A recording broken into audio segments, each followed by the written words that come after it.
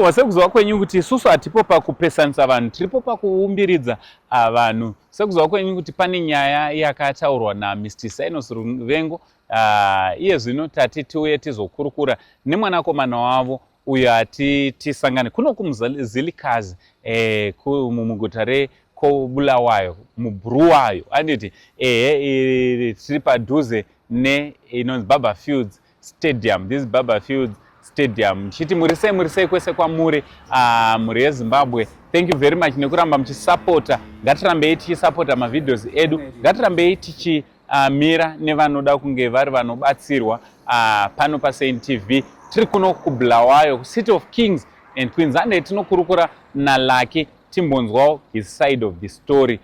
Mukomana anonzi Luckson Ruvengo. Ande tinozvinzwira.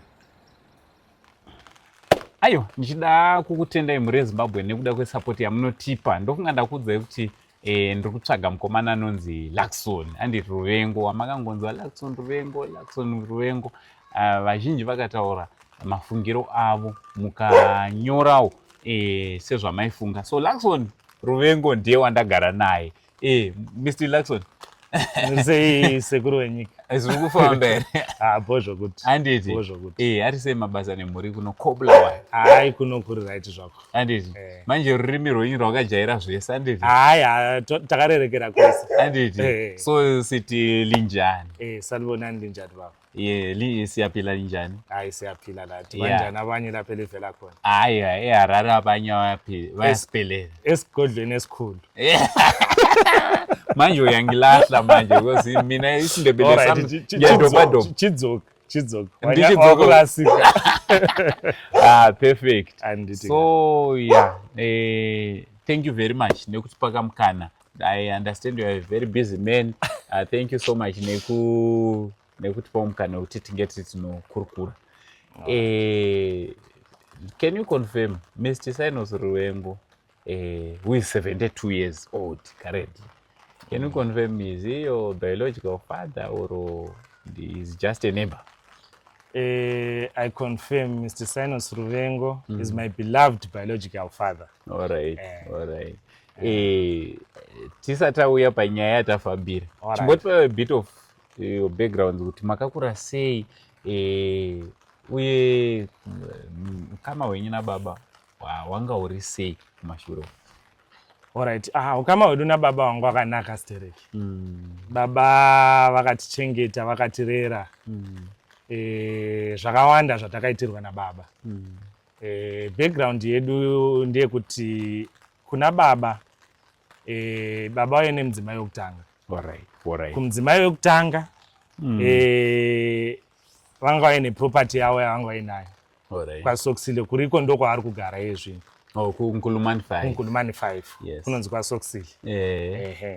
KwaSoxile ndokuziva ndichakura unozva ndaitomboenda kunotenga hembe dzemubhero. Ndo kwadzaiwanikwa. Ndo kwandainotenga. Saka ndo kwavaigara kunemba yavo yekutanga. Vaine mukadzi wekutanga. Vakaitawo vanasikana vatatu. Vakazororawo mai vedu. Varoora mai vedu. Ndo patakazozvarwawo isusu. Saka kureva kuti everything was going well, muchiwirirana nababa vachiita maresponsibilities avo zvichidaro. Zvese zvazvakakunaka. Papasina kana problem. Alright, ngatiite fast forward, toda kuti tisvike dambudziko kuti dambudziko razotanga papi. Uye how are you handling the problem at the end? Iproblem zvayo but baba ndibaba. Handina handingazoti iproblem. Panyaya yatiinayo inyaya yeproperty yatakasiyirwa namai vedu. Who happens to be wife number 2 kuna baba. Saka paproperty iyi zvakaitika mai vaive nemba yavo. Baba vanga vaine imba yavo. Pakuwanana. Kana nchiti imba yavo, imba yanga iri muzita rababa, imwe iri muzita ramai. Saka kukura within head kunzi imba yekwaSoxile kuriko kuri kugara baba nhasi. yanga iri first wife yababa. All right. Saka by that virtue it was then awarded kuvana kutaura kuno kwatiri kutoita imba iyo yakatochinjwa mapepa. All right. Yakatopiwa mazita evasikana vekutanga. All right. Then mugore ra2018 ndakashayikirwawo namai. Before mai vachishayika arrangement yaivepo ndeyekuti we were supposed to be given imba yamai vedu as well. All right. Saka unfortunately haina kuzoita sekudaro because imba yanga ine chikwereti chachiriko kucity council. Saka city council yakati hatikwanisi kuti tichinje mazita emba. Patime ipapo ndiani aizviitezvo? Ndimai. All right. Baba vaitotozviziva same zvanga zvamboitwa kutanga ndo zvawanga kuti tichiitira kuvakomana. Saka unfortunately hatina kuzoita sekudaro because imba yanga inzi nechikwereti, in fact yanga itori nechikwereti chikuru chayanga inacho kucity council. All right. Saka ine chikwereti chikuru kucity council we then made an arrangement yekuita ivo vanamai vakaita arrangement yekuti bhadhara mbichana to clear chikwereti chacho city council. All right. Varitori vese namudhara vachiita zvese. All right. But unfortunately amai vakazosvika pakushayika before tapedzerana necity council because isusuwo sevana tatakutombochipa in kuti tichibhadhara. Baba ndopa vakati inini pachi nyaya yemba handipindi, imba yenyu yamai venyu because imba yanga yagara itori musaramai. Vakati handipindi, imba yenyu namai venyu. Manga makaziviswa here kuti yakatengwa sei? Because I understand kuti makatokura imba iyi iri ngoripo. Tinambozvitsvagisisa. All right. Anambobvira ndazvitsvagisisa kuti yakavapo sei. Saka kusvika patava iye zvino tisati tasvika patiri arrangement yaivepo ndeyekuti tochipiwa imba yamai venyu because baba vakati vakuwana mukadzi wechitatu vakati imimi mosara nezvinhu zvamai venyu, the only thing yavakangoti vari kutora yanga iri mota yavakabuda nayo. Vakatisiya tichigara pamba, taitogara pamba inini nelast born yamai taitogara pamba. Tichibva ipapo ivo baba vakazoti mhuri yandava nayo haipindi pamba yamai venyu, ndatovatengerawo property yavo. Saka kutaura kunoku inokuti kune property yakatengerwa wife number 3 wavainayo ariyo yavari kugara nayo. Ndo manzwiro atakaita. Ivo baba vachitaurira kuti I've bought a property for wife number 3. Saka mukadzi umwe neumwe ane zvake zvavachasiyira vana vake. Ndo arrangement yanga iripo. All right. So apa mushure meunge mai vashayika tiri kunzwa kuti you were made to be the executor we-estate yamai. And ndiani akakugadzai kuti munge muri paposition iyo? Alright, ndakazoitwa executor, it was last year 2024. Baba vakatanga kufambira nyaya dzemba kumacourts 2024. Ndo patakadaidzwa zvikanzi handei kukoti. Tasvikako takaenda kuri ini nelast born yamai Chris, vana sekuru, hanzvadzi dzamai naivo baba. Chisvikako vakatondisarudza kuita executor by the virtue yokuti ndoswera ndiri mutown, ndinda ndiri mubulawayo. Saka their point was inini I'm the closer to town paripo pane master of high court. It would be easy for me to be doing my run around. I then accepted because sekuru vakatoti hakuna mumwe munhu achamhanya chinhu chamai vako kunze kwako. Vachitobetserana nana baba vese vakatoti haingapinda. Kuroti baba even agreed kutoti munge muri muchitokwana ipapo. Vakatobvuma because taitofamba tese tichibetserana, ndichivafonera pandei ndaita machallenges ezexecutor tichibetserana. Saka problem yakazobva papi? Tiri kunzwa kuti imimi vakuda kuti muchibviswa pa-executor and also property in question kwatongori kubvunza muri kuda kuitengesa here? Uri kudzingire baba like pamba yavo yavakavaka? Handisi kuzoti ndiri kuvadzinga. In the actual fact isusu tisi takatodzingwa pamba nababa. hatina mboita argument about it. Ndibaba takatongo respect. Ini ndakatanga kudzingwa ndikabuda. Last born paakangozochatawo. Dhere muchato baba akatonda approach achiti dzinga mufana ngabve pamba ngati tanga zvakewo ngaende unoroja. Ndikaramba but vakazotaurirana vega udzamarachi mukomana abuda pamba. As we speak right now, baba ndo ari kubenefita all benefits dziri kubva pamba iyo. Not just imba iyo.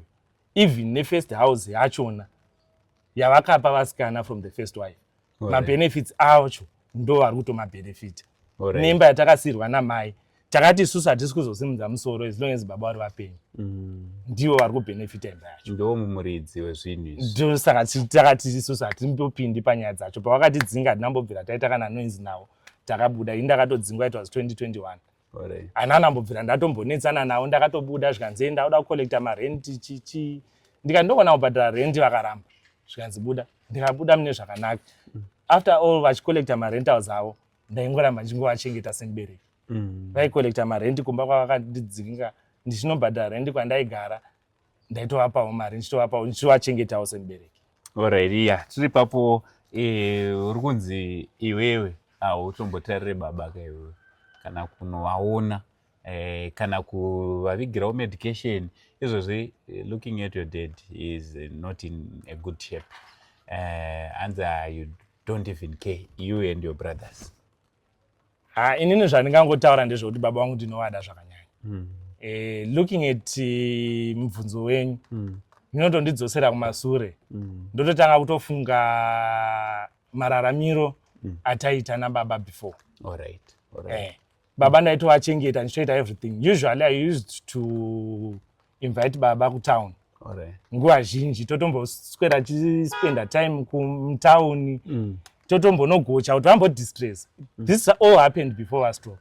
Taitomboenda mutown ndokuvafunda baba uyai mutown. Musapinda nemota mutown. Mutown muri kutosungwa sitikanzi uri kutosunga vanhu. It was also a way yokuti pavanofamba vachibva pavanodzikira kombi vombofamba netsoka. It was a way yokuti munharaunda ako vamboexercise vambotazamudza makumbo vasangoramba vangori behind the wheels.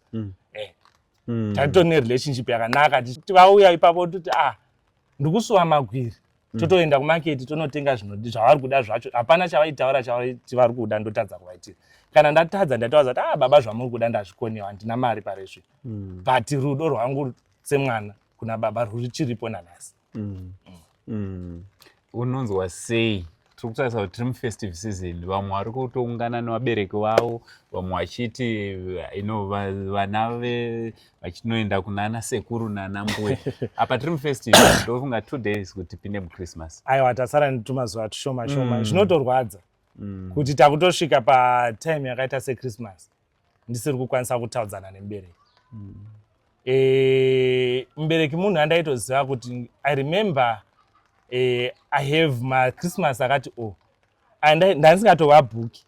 Vaingondiona ndasvika pagedhi ndotovati baba chinjai gezai takutoenda. Wherever kwandaenda nemhuri yangu kunospenda Christmas taitovatora chitoenda navo. Zvinhu zvinotongorwadza kuti takusvika pafestive season those memories keep coming back. But the unfortunate part is zvakurema kuti ndizviite zvinhu izvi. What's the way forward? Mafungiro ako iwe. I know kuti vanogona kutoona video rinei. Kuti tiresolve nyaya iri panapa. Kuti baba nevana munge muri munoyanana zvakare. Unofunga kuti panoda kuti paitwe sei? Isusu zvatu mafungiro angu nezvishowo zvedu. Since tataura kuti kubva mai vachishaika baba vaingobenefita imba iyai. All the benefits emba ndo vari kubenefita. Since nyaya yakazoenda kumacourts tangonostate kakuti baba ngavachipiwa kachi yavanoti usurfrate. Usurfrate is the power yokuti vanokwanisa kucollecta marentals since vasingagari paproperty ipapo. He has the power to collect the rentals. He has the power to do whatever vakada unogarako. I think they are even allowed. But chisingakwanisiki kuti imba itengesewe. Like it has been alleged kuti hanzi pari kufanira kutengesewa. Hapana imba yatiri kuda kuti itengesewe. Alright. Okay, marentals ndo vanototora. Vari kutocollecta marentals. Izvezvi kuti maloji ari kumba ndivanani vakamira sei handitozivi. Kana kuti vari kubhadhara mari handizivi. Alright. Nokuti totongaudza kuti ndai kuna baba ndo muridzi wemba. All right. Kuroti still is in control. He is still in control right now. Emi mamusi kutora here mumboti baba hatitombozivi ko vanhu variko, hatitombozivi vanhu variko, vanongotipa isusu vasingatizivise. Havatotizivi isusu vanhu vacho. Saka hapana here mukana wekuti unokwanisa kuenda kuna baba ogara apo kana kuinvita your young brother toti ndiye ari padhuze Chris, right? Yes. Moenda nevamwe handiti munogara pana baba kana tine zvatakakanganisa zvimwe pamwe makatoreswa musiri kutoziva kuti muri kukanganisa. Handi unoziva kuti ndokwanisa kutokutadzira ndisingaziva kuti ndiri kukutadzira. Aiwa, ndizvozvo, it's true. Ndara kana zviripo tiregerei. We want that relationship yedu yatakanga tiinayo yekuti kuti koyu ndara timboita so timbonogocha tidzokerepo paya tosiya dzimwe nyaya dzese idzi maybe kusaidi kwavo vane mamwe maonero ameno unozviona sei? Ipfungwa dzakanaka idzodzo, tinotodzishuvirawo kuti titombosanganawo sevana vemunhu nemunhu wachona aripo, titombofara tisina kana zvakawanda, totozvishuvirawo zvakasimba izvozvo. Totoshuvira kuti titombosangana tigarisane nawo pasi. We even tried engaging mapastors kuti tiyanane nababa. Isusu sevana we tried engaging mapastors. Vatoripo mapastors vatakatoengage kuti tiedze vatiyananise nababa, but zvairamba. Tikatraya kuti tiengage veukama. The unfortunate parties veukama vachona, vamwe vacho they are far away. Vamwe vari kunana Namibia, vamwe vari kunana South Africa. Saka kuti tiuye tisangane navo tivaengejewo tinzwanane nababa zviri kutiremerawo zvakare. And we even tried engaging vepacommunity chaimo zviri kuramba nemasawiro avo baba takatombovaengeja zvikasvika pazviri kuramba. Totoshuvirawo kuti tinzwananewo nababa. Ndofunga muri kungozvinzwira shungu dzemwoyo dzina mukoma lake vari kuti aiwa nesuwo tinotoshuwa kuti tinge tiri pamwe chete nemubereki. Mubvunzo wangu wekupedzisira, tikati izvozvi ngatiendei kwababa kunovaona, zvingabuda? Zvinobuda, hapana chinoramba. Handiti tinoona kuti respondo yavo muri pamwe chete, because pakupera kwezuva life is too short. And it's very true, zvinototirwadzawo, totoshuvira kuti hatizo anotanga kuenda, pamwe ndimi munotanga kuenda, pamwe ndibaba vanotanga kuenda. Ndizvozvo. Pane wana anosara akakuvara kuti zvakaramba, but fanira mani takaita something. Unosara munhu achizvipa uchizvidyika mwoyo. At the end of the day, this is the man akaita kuti uvepo, this is the man. Nhasi tichitokuona tichitoti Mr. Ruvengo, you are carrying his name. It's true.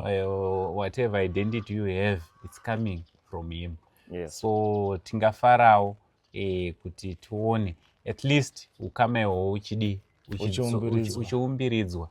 PaChristmas papandoezva kuti mune maChristmas box zvemagonadzi zvamune makatogadzira, tichiwinzwawo kuti zvingafamba sei. And your siblings vanotowo kudii nenyaya? Masiblings zvinhu zviri kutotirwadza. Zviri kutotirwadza cause ivo zviri kutovarwadza cause zviri kutovaafectawo kwavari ikoko kuti dai takwanisa kuti semabatirana takaita sevana dai takwanisa kuti tibatanewo nababa pamwe chete nemubereki.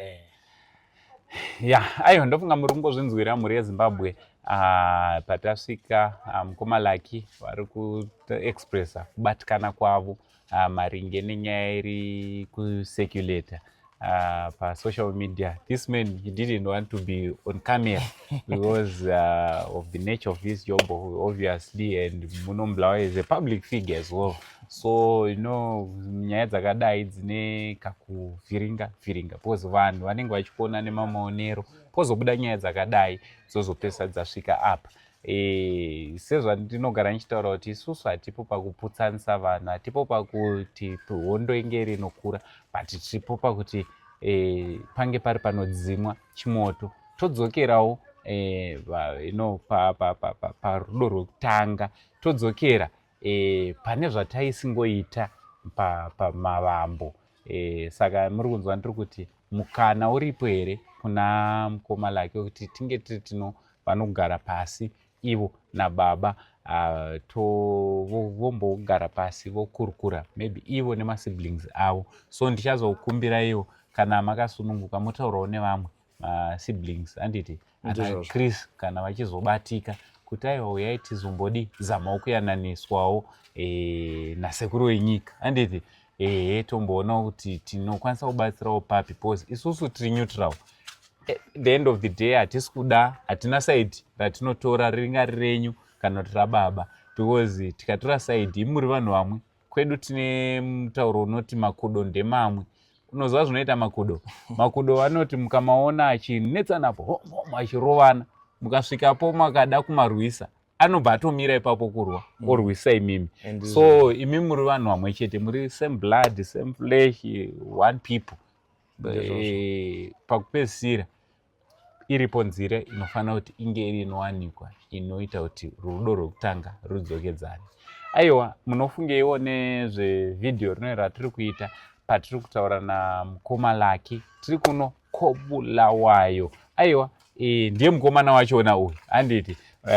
Ati aiwa kana zvichidaro regai ndiuye, handina chekutya, handina chekuvanza, regai ndiuye pachena vanhu vandione kuti ndini like wachona. Thank you very much nekuti pamukana wekukurukura. Tinotenda zvikuru. Saka zvatichaita isusu ticharenja kuti titaure nababa tichivabvunzawo zvakare kuti is he ready to meet with his sons to try and resolve this issue amicably, kuitira kuti vange vanowana way forward zvichigadzirwa ukama hwavo pamwe chete nevazukuru zvichienda mberi. Thank you very much. Zita riri pachitupa nchinzi Uncle Saint, the only Zim uncle chigotwe mama na mama for now. Chiti, it's much love and God bless you all.